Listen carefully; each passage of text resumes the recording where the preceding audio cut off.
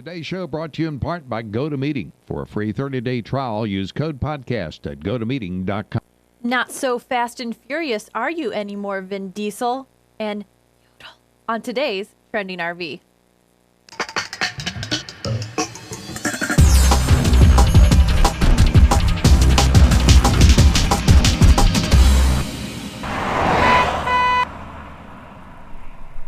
Hey everyone, it's Courtney Wallen here at RVNN TV, and I'm riding solo today. It is Wednesday, April 18th. Thank you so much for joining us. And of course, Trending RV is our show where we talk about all things travel, outdoors, camping, and RVing in the world of social media, Facebook, Twitter, Google+, and Pinterest. You know what isn't trendy at all is wearing a sweater on a very hot day. What is trendy is checking the weather. I am sweating. So if you see me like dripping, I apologize. It's just plain old hot in here. I'll take it though. So let's start with Twitter. Of course, you can follow us on Twitter at RVNewsNet. Lots of good stuff going on there. My first story I want to talk about is from National Geographic. I love National Geographic. I think a lot of us have loved them since we were young. But they put a family bike trails story up here, and I really enjoyed this because A, I love to bike, and B, nothing pleases me more than when you see this very large RV going down the highway, and then it also has about 16 bikes attached to it. So you know people are biking. This is a huge activity that RVers and people who are outdoors love to do. So National Geographic, obviously a very credible source, has gone through and named some of the best bike trails that are also family friendly. So in Missouri, they talk about following Lois and Clark's route, and it's the 240-mile-long Katy Trail, a former railroad corridor. It's the longest rail-to-trail in the United States. I would love to check that one out. I think it would be really, really great. Of course, in Idaho, they've got the route of Hiawatha. And actually, that one opens late in May. So if you are traveling out that way this summer, that might be something to check out. California, of course, is the Angel Island State Park. New York is Governor's Island National Monument. In South Carolina, they say the Hunting Island State Park is the place to go.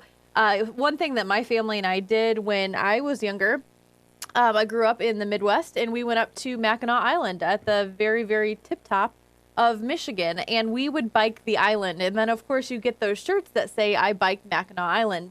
The thing they didn't tell me was, well, they didn't tell me, it's just common sense. I biked that with my brother and my sister, and we were at the end of it. And my sister and I were riding on a tandem, and I was in the front because I'm the oldest, and I'm going to drive this bike. And so we started singing, if you're happy and you know it.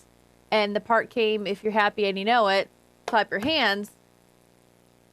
Down goes the bike. My sister hops off. I am tangled in this bike and very close to you know what on Mackinac Island because there's only bikes and horses. So that's my story of biking with my family. I'd love to hear yours, and hopefully it's a little bit better. So I shared that story up on Twitter. So check that out again, coming from National Geographic. This next one cracks me up. It's Yotel. Well, I'll just let Captain and Clark tell you about this one. It's about a 1.5-minute video, and I just found it pretty funny. If you, we talk about the RV being your base camp, and sometimes you'll stay somewhere else, and maybe sometimes you actually tent camp because it's just fun, or you go and stay at a bed and breakfast just to kind of get away, or you find a haunted hotel, or just something that's of interest that you can do while your RV is parked. My question to you is, would you try this one out? The future has arrived. Located on the corner of 10th Ave and 42nd Street in downtown New York, New York, Yotel is more than a hotel. It's an experience. Oh my God. This place is so cute. Mission Control, we are ready for sleep. With motorized beds and a cabin experience, Yotel welcomes you into the city in the most modern way possible. With all the electronics, plugs, and modern-day amenities that an explorer needs, you'll never be without. And for added flair, say hello to Yobot, the hotel's personal concierge, who checks your baggage and can even send it to any of the airports in the area. Yotel prides itself on having a robotic staff so that check-in is done by yourself at the kiosk. Yotel. All right, so that's from Captain and Clark. You can check them out at Captain and Clark on Twitter. Yotel, it's not a motel, it's an experience. I think Chris's voice was a little bit Zoolander-ish. I felt like that was a very Zoolander-ish video. Chris, you'll have to get back to me, Captain, and let me know if that's what you were going for. If not, I hope you take that as a compliment. But that is something I found interesting, and I like to share things like that because, like I said, and I'll say it a lot, you'll hear me say this a lot, our RV is our base camp. You go and do other things. Would you try that one out? And I know that New York City in itself probably isn't the most RV-friendly city, but we bypass it, and we want to get to it, and it's a place to go on most of our bucket lists. So, Yotel. I just thought that was interesting. All right, coming up on Facebook, this is something that actually was bebopping around. People were sharing this. Budget Travel sent out one of their very own on their first maiden voyage, an RV rookie, and she lived to tell the story about it. And these are the stories that I love. People like myself who are maybe scared to do it on their own or haven't done it, haven't RV'd before, sharing their stories to let you know, hey, it's possible, and you won't die. You'll come out alive, and you'll have some great stories to tell. So I'm just going to read a couple paragraphs here that really cracked me up. You just have to read it for yourself. She said, funny, I'd spent half of my life dreaming about setting off in an RV for parts unknown and maintaining perfectly level appliances, never once figured into the fantasy. To me, RVing was simply the ultimate escape route. Maybe that's because my early family vacations revolved around campgrounds and car trips. Or maybe because buying an RV is the landlocked state's version of saving up for a sailboat. I thought that was pretty funny. But she goes on, she was really anxious about the whole trip in itself, the sheer size of the vehicle, the fact that it would be filled with cutlery and combustible fuels grew scarier by the minute. But all that panic, she studied some online forums for RV enthusiasts, campground review sites, and an orientation video by the RV rental site she actually rented from Cruise America.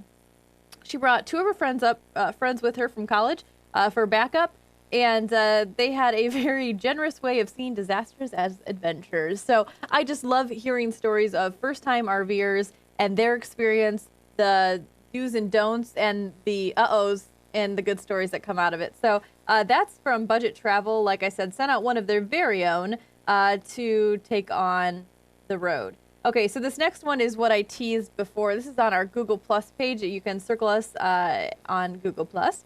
This is Riddick. This is Celebrity Motorhomes from HGTV. And let's just say that this is a not so fast and not so furious version of Vin Diesel. This is his motorhome. That wouldn't fit in a garage, and I don't know where you would put that. But they meet with the Ron Anderson, I believe, is the guy who laid all this out for him. And this is just incredible. And to see, I love going inside of celebrities' homes, and I especially love going into their motorhomes. And really, there's not much difference. This is, I believe, almost 2,000 square feet. Lots of pullouts and just crazy. Like, that's the kids' area up there that you're just seeing. So just in a fantastic motorhome that he lives in while he's filming movies, and just insane. So do you think this is extravagant or awesome? And if you were a celebrity, would you deck out an RV like this, or could you see yourself just pulling a fifth wheel or something smaller? Do you really need all this? But I guess if you're on set for a couple months, you do. But then again, people full time, and just fine. So anyways, just playing devil's advocate there. And I thought that was really interesting, and it's fun just to go inside of where celebrities are living. Of course, we're all obsessed. All right, coming up next on Pinterest. This is something I actually was searching for myself because I live in a very small space that is comparable to living in an RV. But it has been a real challenge for me to organize everything. And my biggest challenge is my spice rack. I love to cook, but I don't have enough room. I mean, it's getting to the point where I open my spice cabinet and everything comes tumbling upon me. And it's actually right above my oven, so sometimes it doesn't end up so good. But I looked up this little tutorial, and so I pinned it on my pin board under RVNN, but I'm probably going to move it to the trending RV board. This is a magnetic spice rack. I think this is a must-have for RVs. It's a must-have for small spaces, and I've seen them before, and it's just one of those things where I just need to take a weekend and do it because it's easy, it's incredible, and the space saving is just, I love it. I love it. I love it. I love it. So I've seen people put this on, if you're in a home, actually putting all the containers on the hood of their oven or on their fridge.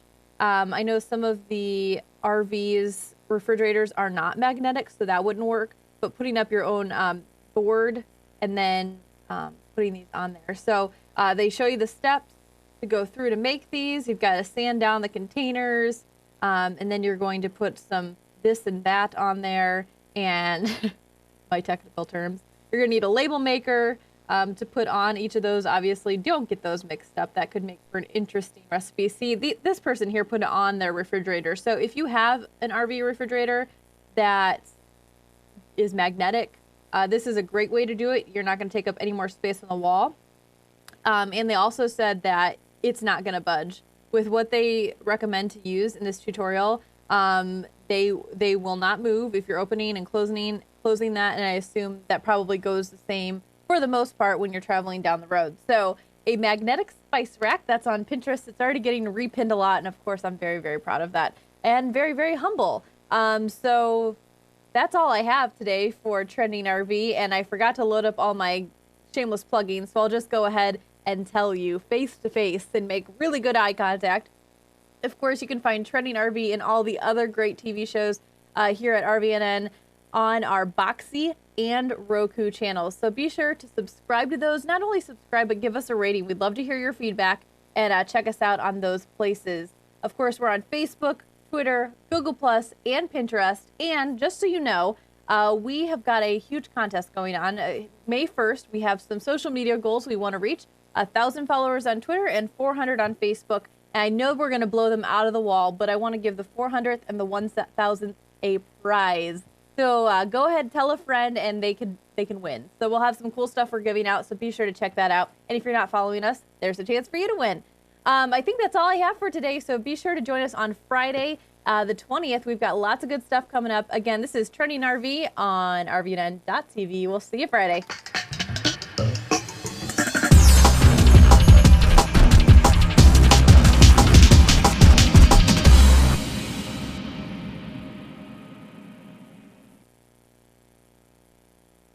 Hey, Gabe, wanna go for a walk? Gabe?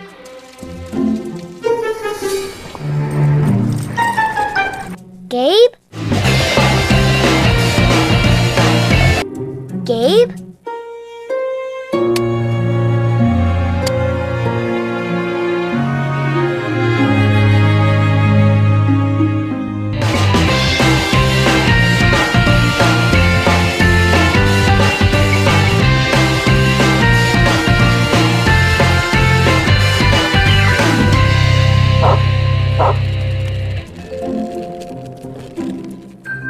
Hey, buddy, you lost?